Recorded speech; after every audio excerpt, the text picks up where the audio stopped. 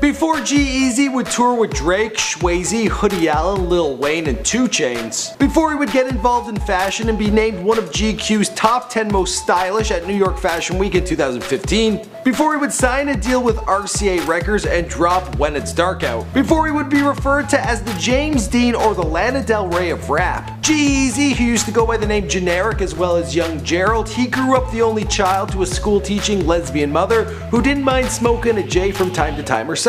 She also didn't mind her young son dressing in baggy clothing and having all his friends over after school so they could rap in his bedroom. G-Eazy took his passion for music to Loyola University, enrolled in music industry studies, taking classes on production, business, and marketing. When he wasn't in class, he was recording his own mixtapes and posting them to MySpace, and he found success early on, and he got to be an opening act touring with Drake.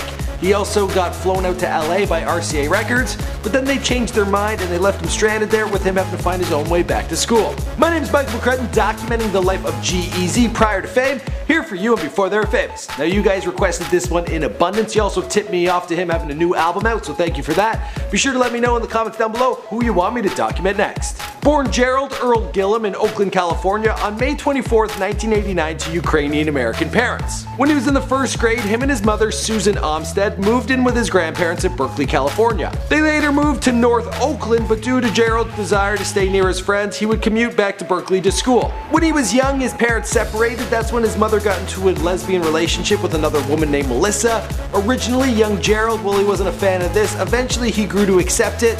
Then one day, he found Melissa dead in the basement from an overdose. Through high school, Gerald had to earn his own way and worked at fast food chain Top Dog. His mother, an artist turned teacher, encouraged his passion for music and introduced him to old classics like the Beatles. Following school, Generic and his boys, well, they would all go to his house and rush up to his bedroom where he had a mic and a computer. There they would record their freestyles, always trying to one-up one another. They also posted this music to MySpace. He smoked weed for the first time at the age of 12 or 13 and got drunk with a bunch of college kids for the first time when he was in the 8th grade. That night, he barfed all over the room. He lost his virginity while he was in his teens with a girl at a park late at night on a slide. Yeah, I know what you're thinking. Where do I find this stuff? When it came time for higher learning, he decided to follow his passion and enrolled at Loyola University located out in New Orleans. There he worked endlessly in his dorm on his music to drop his solo debut, The Epidemic, in 2009. Then he found success on his own MySpace page with the track Candy Girl as well as Waspy. He put together an album cover as well as burning his own CDs and would go around handing out this mixtape for $5. On a good day he would sell 20 copies, on a bad day he'd sell 2. The industry liked what they heard from this up-and-coming student and he got a gig as an opening act touring with Drake. He also had a meeting with RCA Records who flew him out to Los Angeles, but soon after they cut contact with him. He was left to find his own way back to school. The silver lining to this story?